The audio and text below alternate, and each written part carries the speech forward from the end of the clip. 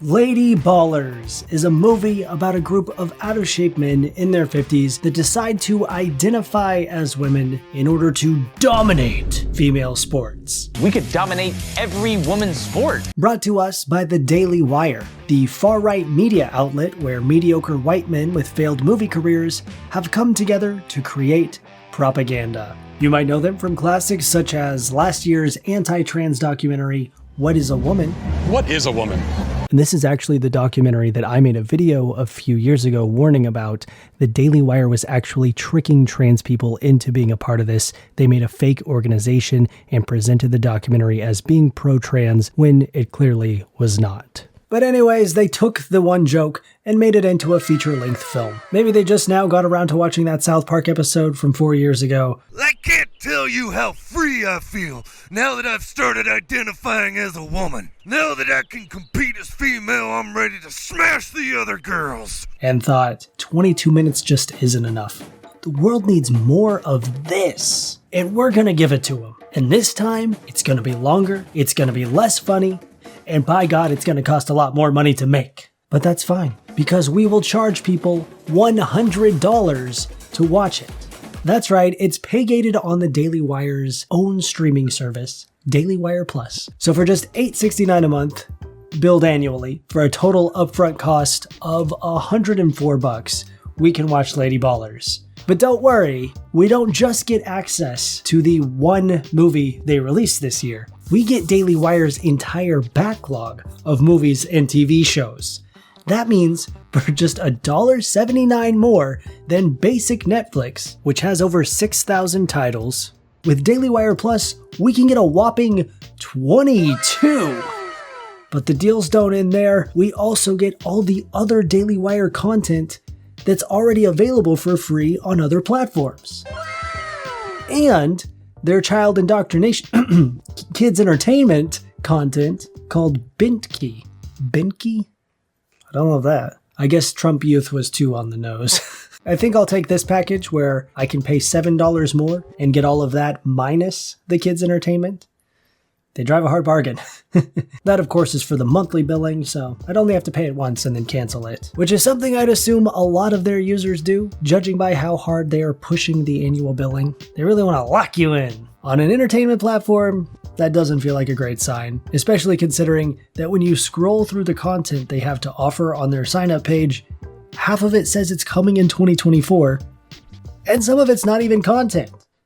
It's just statements about the content.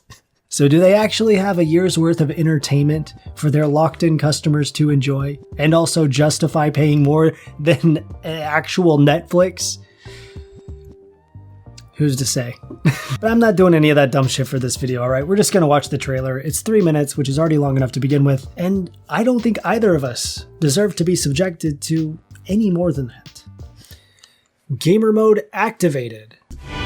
In a world where women's sports is being transformed, Hey yo! the Daily Wire calls foul with the most triggering comedy of the year. The most triggering comedy of the year. That's huge. A title that every movie is just clawing to earn. And there it is.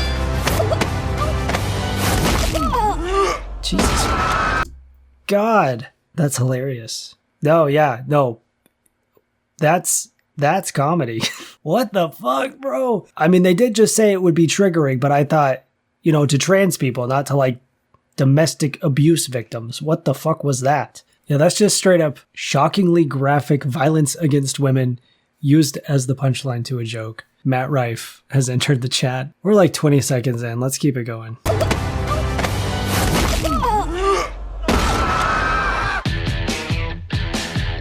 Guys, this is serious. Sports can be your pathway to a better life. Well, like yours? Please don't steal my catalytic converter again. Winning matters. It's the key ingredient in becoming a winner. Maybe you should try it sometime. Are you gonna move? Were those jokes? What is a joke? That should be the movie y'all are making.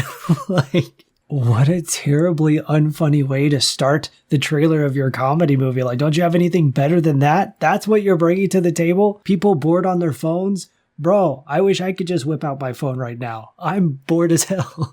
They sound like punchlines. The things that they're saying, then they're like, the editing and the cadence and the line delivery, it feels like a joke. But is that funny? What is funny? They've got this like raunchy early 2000s style, but none of the stuff that actually made that good. At least so far. They still have plenty of time to redeem themselves. I am not. Let's cut to the chase. I know you're not a woman. Hey, you don't know how he identifies. If you can beat them, What do you know about the U.S. Opens for the Global Games? You want us to compete as women. $5,000 prizes. Women athletes, am I right? Good lord, Matt Walsh jump scare. Back in drag, he seems to really like doing that, huh? My lover says you were a great coach back in the day. join them. This is the way the world is now. My 8-year-old daughter told me all about it. So a guy can become a girl with no physical changes at all. Oh, that's called gender fluid. No, it's not. But also, let's look at this. Let's see what they got on this board. This like conspiracy board here. Being gay is gay, and that is connected to itself? I don't know. Connected to this little thing. Is that a dick and balls? Nice. My feelings don't care about your facts. Proud of my pride. Demi boy, demi girl, paraboy connected to nothing. Not biological. Frogs. Frogs connect to a lot of things. The frogs are deep in this. They're putting chemicals in the water to turn the freaking frogs trans. I'm just saying I could have made a way better conspiracy board than this. Feels very low effort. That's called gender fluid. So I can be a woman on the court and a man in the bedroom. I can't believe it. Nice! You mean when you're sleeping? Yes. Coach? That's fine. I'm sorry. But I have to point out, this is so weird. Look at this transition. Why did they put a swipe transition with sound effect in the middle of a back and forth AB cam conversation? That is just terrible editing. And it's not even of the actual frame. It's not even from like the actual frame that they're cutting to and from. They just put some horizontal motion blur on something and spliced it in between these two shots. This is such a dumb little nitpick, but that is such a strange... Hold up. That is literally the same blurred transition that they used in the next clip. Was that an accident? Is that an editing mistake? It sure fucking seems like it, because nobody puts a swipe transition in the middle of a back and forth conversation. At least not once the cutting back and forth has already been established. Like if it was swiping back and forth the entire time, sure. But if they go A, B, A, swipe to B, I'm putting way too much thought and energy into this. It is clearly just a mistake. Yes. Coach? Alex, we could play basketball. We have to get the whole team back together. It's time We're in. I'm in. I'm in. to play Lady Balders. Mount up. like a girl. I'm with her. 2017, 2018, 2019, 2020, 21, 22, 23. 7 years. In case you were wondering how long ago 2016 was. This is my turn. Christ. Hero. Good lord. Am I triggered? Am I triggered again? Is that what this is? I think it's kind of ironic how they're trying to make this point that trans women are hurting cis women, but in real life, in doing that, they are hurting women. They are men hurting women. And not just to make their point, but also as a joke. Women getting hurt is the punchline. But also the thing they're protecting them from? Day one of being a girl athlete? Me as fuck. I love being a girl. To Sheroes. We could dominate every woman's sport. Running, swimming, soccer. I said sport, Felix. Yeah, not soccer. Come on. What are you, European? It's ladies basketball, boys. Nobody watches. That's hilarious. Excuse me. Fucking Ted Cruz, the Zodiac Killer himself, dead inside and just doggone ugly, I'll tell you that right now. I also think it's really cool that they took, some runtime, a portion of their trailer to dedicate to dunking on women's sports as a whole and saying that nobody even watches them. Kind of diminishing this sacred institution that you're protecting with this film. That's neat. Are these seats open? Never mind. Getting dunks. That's what it is. And tucking trunks. No, she didn't. What? Tucking trunks? And then it's just more people walking out on the court? Okay, sure. Yeah, I mean, at this point, just say whatever the fuck you want. That's the biggest I've ever seen on a lady. Okay. Okay. I don't care. Lady Ballers. One can even be trans age now, which provides Sheelix with a wonderful opportunity to relive all the experiences that she missed out on in school. Streaming exclusively on Daily Wire Plus December 1st.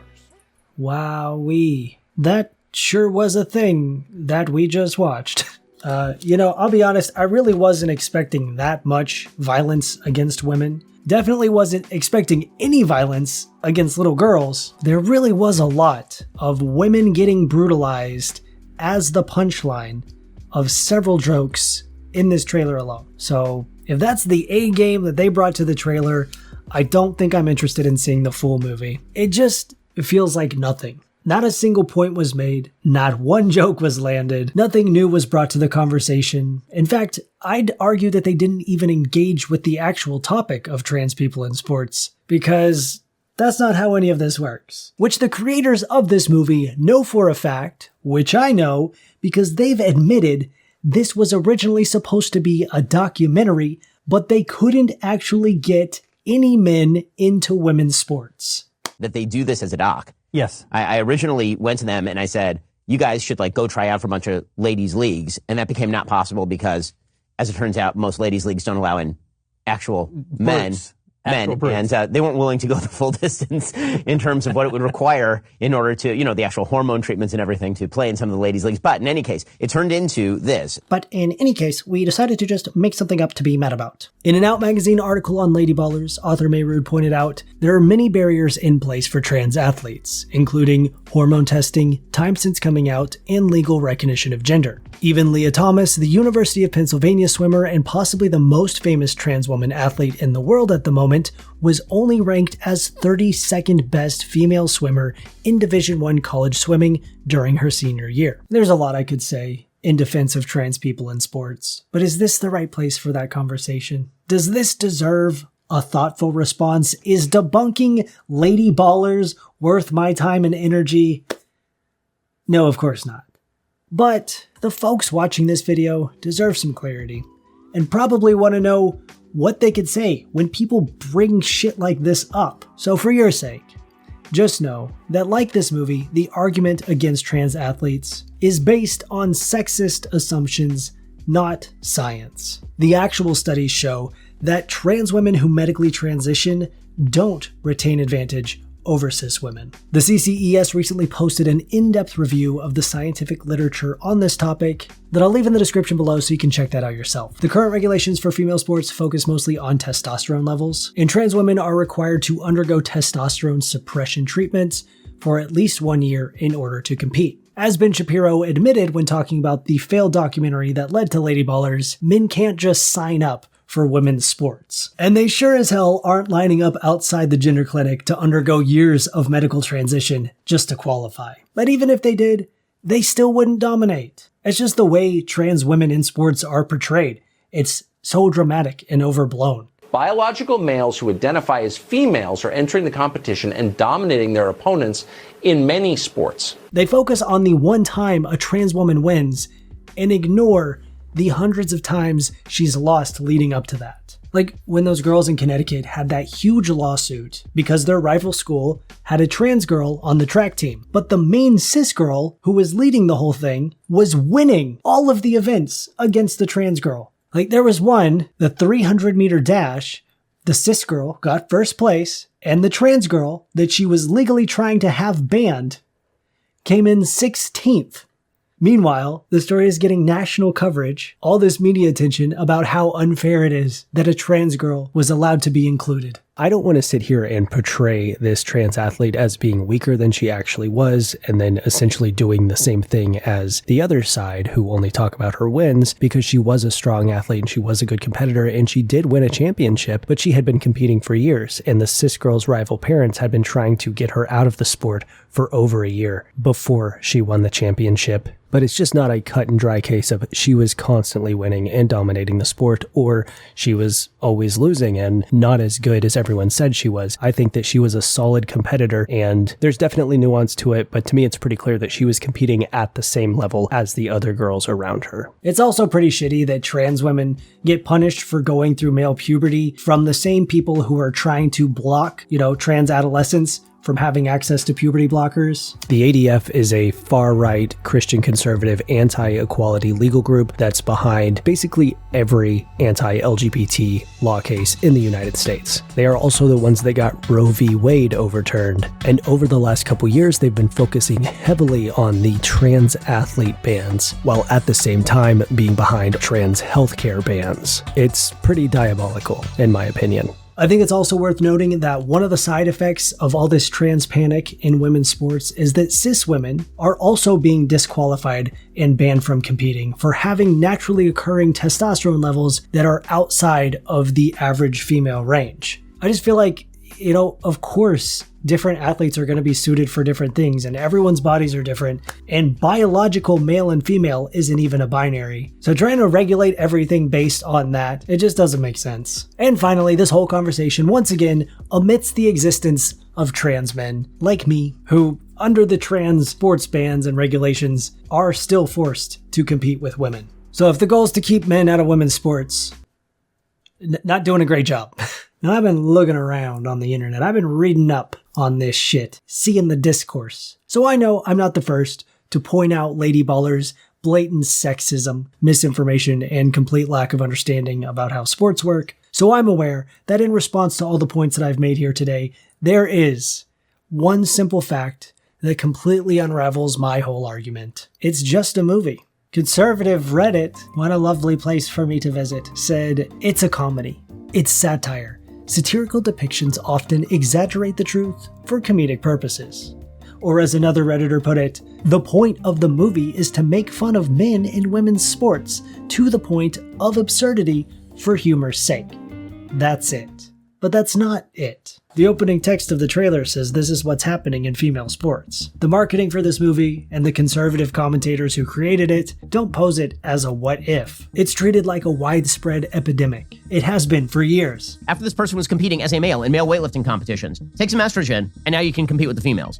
And now we're going to pretend that this is an even playing field. Let me just put it this way to the women, that is wildly unfair. They've been shouting it from the rooftops. This is an ongoing and escalating problem that apparently will culminate in all the weak, frail female athletes being dominated by flabby 50-something men in wigs. What's absurd is that liberals are doing this, and it's absurd that our country is letting it happen. But I'd argue that good political satire doesn't have to fabricate absurdity for rage bait. There's plenty of crazy shit going on that can be highlighted in a satirical and actually funny way. But that requires talent, effort, and honesty, none of which the Daily Wire seemed to have. So fuck them, hail Satan, subscribe to my YouTube channel, hope you have a wonderful day, and I'll talk to you soon.